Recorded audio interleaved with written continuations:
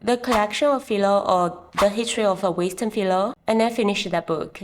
But I still got some practical purpose. When friends come to your house, really proudly on your bookshelf, so friends will go, wow, this is the reason why you beat me off for happy hours. Anyway, if you have ever struggled through break ice for philosophy or end up doubting your existence, books are still the best place, especially in a time your phone's knowing you better, your therapist is seeing the therapist. Yeah, I have been there too. But today I'm not talking about one of those dusty traditional books. I'm talking something interesting. Looking Awry. First thing to first, this book is surprisingly readable. Take this idea, unconscious is outside. Can you imagine how boring that sounds in traditional texts? But in this book, it opens with a sentence, oh, Hollywood. Film? Casablanca? It is said that even during the shooting itself, the director and writers, wow, nice hawk. You are roasting me. Can you give me some define? Okay, let's see that it's the ending that retroactively confirms the consistency of an organic whole on the preceding events. To be continued, parallel sound like the film Betrayal, crime novel, or Hitchcock's film. Yes, it's a characteristic of this book. It takes pop culture like movie, fiction, horror stories as a launchpad for deep philosophical ideas. But before the idea, there is an inversion or paradox revealing the absurdity and contingency of events from an unaccepted angle. What we call this in nowadays, storytelling theory, short film tricks, oh, that's all the same. Now it's a time to ground it. It tell you the story, not philosophy. Like this, again. That just chef's kiss. You might say, wait, I have read this kind of a book like Simpson philosophy. Yes, me too. We got to admit that The Simpsons is one of the greatest outdoor animation. It opened the door to all kinds of literacy, prophecy, philosophy, even mathematical secrets. But then one was vibing one of these pieces. Next chapter, new author, totally different vibe. That's definitely not a book, but part of a work. Oh, I'll give you a pop culture metaphor. Can you endure the Tonight Show change the whole thing every day? Sorry, I'm just a dull fan of Jimmy Fallon. Jimmy, I love you.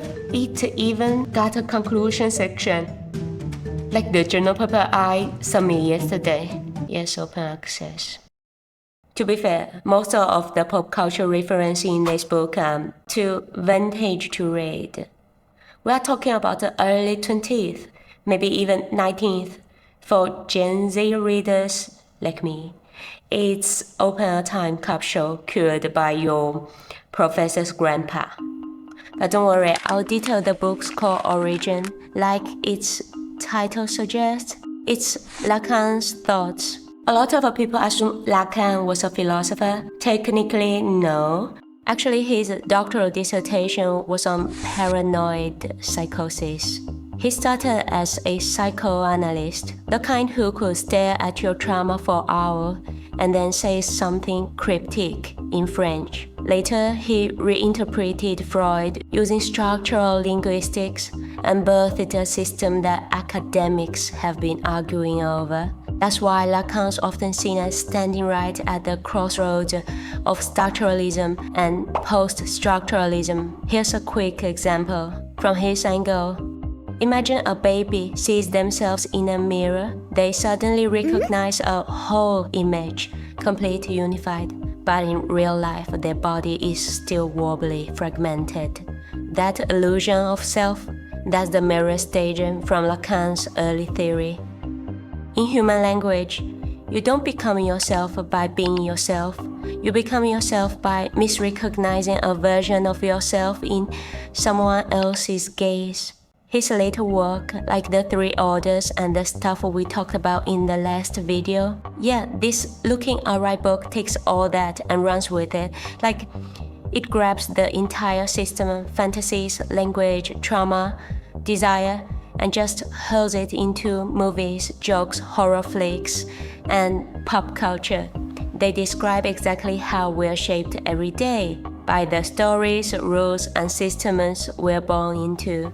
In human language again, if your first philosophy book comes from this structuralism or poststructuralism, you don't just ask who I am, you ask what structure made me this way? What role do I play inside it? How do my meaning emerge from what I'm not? Sounds familiar? That's not just a philo. It's the therapy. Yes, your therapist is occupied. Who the hell does Hey Chris meet Slavoj Žižek? I'm gonna Google his video for you, and you'll understand why I have it in my kind of playlist. Immediately after that, he looked at me with a smile of complicity and said, "Father, did I say this well? You know." It was so tragic, you know, like he really wanted to.